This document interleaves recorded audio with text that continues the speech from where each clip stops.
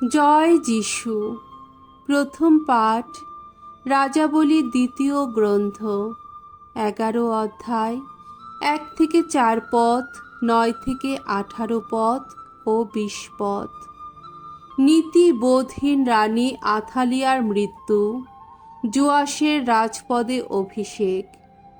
রাজকুমার আহাজিয়ার মৃত্যুর সংবাদ শোনা মাত্রই রানী আথালিয়া রাজবংশের সবাইকে হত্যা করতে উদ্যোগী হলেন। কিন্তু রাজা জোরামের কন্যা অর্থাৎ আহাজিয়ার বোন জেহোশেবা তখন আহাজিয়ার পুত্র যোয়াসকে সঙ্গে নিয়ে যে সমস্ত রাজপুত্রদের হত্যা করা হচ্ছিল তাদের মধ্য থেকে তাকে গোপনে সরিয়ে নিয়ে গেলেন। তাকে ও তার ধাইমাকে তিনি রেখে এলেন বিছানা রাখার একটি ঘরে। তাকে ওইভাবে আথালিয়ার দৃষ্টির আড়ালে লুকিয়ে রাখা হলো, আর তাই তাকে হত্যা করা গেল না। 6 বছর ধরে যোয়াস জেহোশেবার সঙ্গে ভগবানের মন্দিরে লুকিয়ে রইল। ততদিন আথালিয়াই দেশের উপর রাজত্ব করলেন। 7ম বছরে যাজক জেহোয়াদা কারীয় সৈন্য দলের ও রাজদেহরক্ষী দলের সকল শতানিককে ডেকে পাঠালেন। তাদের তিনি নিজের কাছে ভগবানের মন্দিরেই আনালেন। তাদের সঙ্গে একটা চুক্তি করে সেখানে ভগবানের মন্দিরেই তিনি তাদের শপথ করিয়ে নিলেন এবং রাজার পুত্রকে তাদের সামনে এনে দেখালেন। যাজক জেহোয়াদা এই যা কিছু করার আদেশ দিয়েছিলেন, শতানিকেরা ঠিক তাই করলেন। সেই বিশ্রামবারের দিনে তাদের সৈন্যদের মধ্যে যাদের পাহারা থেকে ছুটি পাবার পালা ছিল এবং সেই একই দিনে যাদের পাহারা দিতে আসার পালা ছিল, তাদের সকলকে সঙ্গে নিয়ে তারা প্রত্যেকে জেহোয়াদার কাছে গেলেন। রাজা দাউদের যে সমস্ত বল্লম আর ঢাল ভগবানের মন্দিরে রাখা ছিল, যাজক তখন সেগুলি শতানিকদের হাতে তুলে দিলেন। তখন রাজদেহরক্ষীরা যে যার অস্ত্র হাতে নিয়ে মন্দিরের দক্ষিণ পাশ থেকে উত্তর পাশ পর্যন্ত এমনভাবে সারি বেঁধে যজ্ঞবেদী ও মন্দিরের সামনে দাঁড়ালো যাতে তারা রাজাকে ঘিরে রাখতে পারে। জেহোয়াদা এবার রাজার পুত্রকে সবার সামনে এনে তার মাথায় পরিয়ে দিলেন রাজমুকুট, হাতে তুলে দিলেন মহা সাক্ষ্যলিপিটির একটি প্রতিলিপি। তারপর তাকে রাজা বলে ঘোষণা করা হলো। তাকে রাজপদে অভিষিক্ত করা হলো। তখন সকলে হাত তালি দিয়ে বলে উঠল, রাজা দীর্ঘজীবী হন। রাজদেহরক্ষীদের আর সেখানে উপস্থিত লোকদের এই চিৎকার শুনে আখালিয়া ভগবানের মন্দিরে, যেখানে সকলে ছিল, সেখানেই এসে হাজির হলেন। তিনি দেখতে পেলেন ওই তো সামনে সেই প্রথামতো মঞ্চের ওপর দাঁড়িয়ে আছেন রাজা, আর রাজার দুপাশে রয়েছেন প্রধানেরা আর তুরীবাদকের দল। সমস্ত লোক তখন আনন্দে মেতে উঠেছে, তুরী বাজাচ্ছে।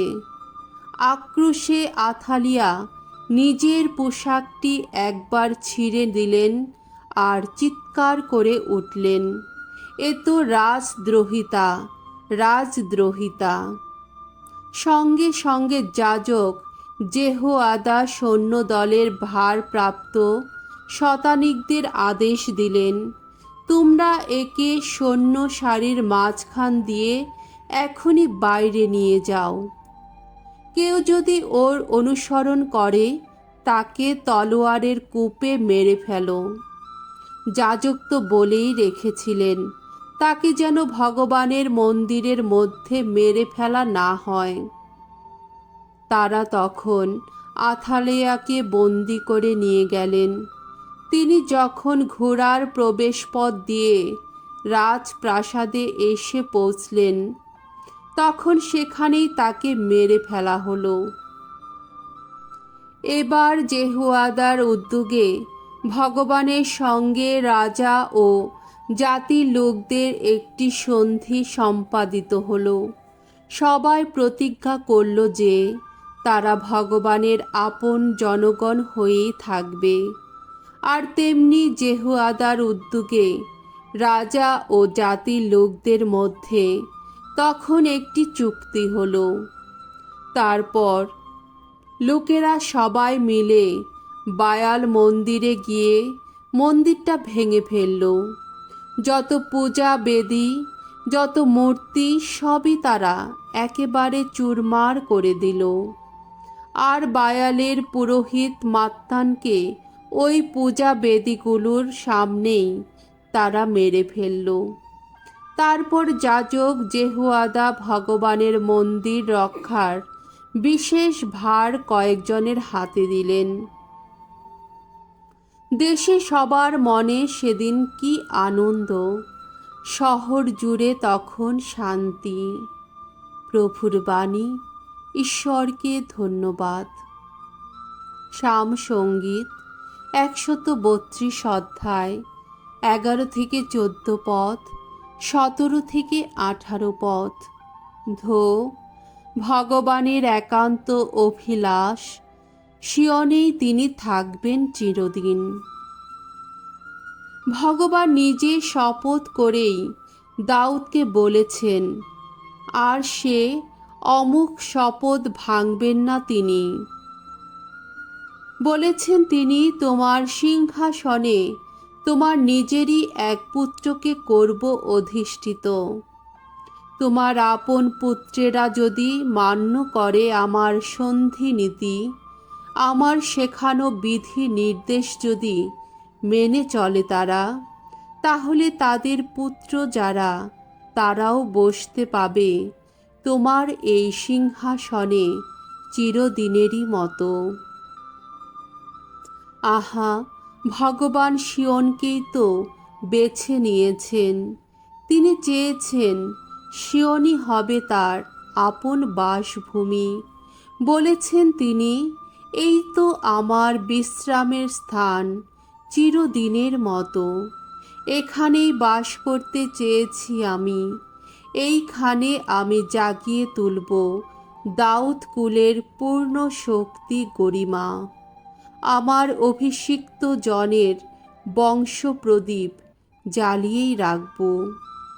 আলোয় ঝলমল করবে তার মাথার মুকুট, কিন্তু তার শত্রুদের পাড়াবো আমি লজ্জার বসন। বাণী বন্দনা। জয় জয় প্রভুর জয়। অন্তরে যারা দীন, ধন্য তারা ধন্য। স্বর্গ রাজ্য তাদেরই, আহা তাদেরই। জয় জয় প্রভুর জয়। মঙ্গল সমাচার। মথি রচিত মঙ্গল সমাচার ৬ অধ্যায় ১৯ থেকে ২৩ পদ। পার্থিব সম্পদ নয়, মানুষের সঞ্চয় করা উচিত স্বর্গীয় সম্পদ। যিশু একদিন তার শিষ্যদের বললেন, তোমরা নিজেদের জন্যে এই পৃথিবীতে ধন সম্পদ সঞ্চয় করো না, কেননা এখানে পোকা আর মরচে সব কিছু নষ্টই করে দেয়। এখানে চোর এসে শীত কেটে চুরি করে। তোমরা বরং ধন সম্পদ সঞ্চয় করো স্বর্গলোকে, কেননা সেখানে পোকা আর মরচে কোনো কিছুই নষ্ট করে না, চোরও শীত কেটে চুরি করতে আসে না। যেখানে তোমার ধন সম্পদ, তোমার মনটাও তো সেখানে পড়ে থাকবেই। এই যে দেহ, চোখটা যেন তার প্রদীপেরই মতো। তাই তোমার চোখ যদি সুস্থ থাকে, তাহলে তোমার গোটা দেহটা আলোয় ভরে থাকবে। কিন্তু তোমার চোখটা যদি খারাপ হয়, তাহলে তোমার গোটা দেহটা অন্ধকারে ডুবে থাকবে। কাজেই তোমার অন্তরে যে আলো রয়েছে, অন্ধকারই যদি সেই আলো হয়, তাহলে কি দারুণ সেই অন্ধকার। প্রভুর মঙ্গলময় বাণী। খ্রিস্ট প্রভু তোমার প্রশংসা হোক।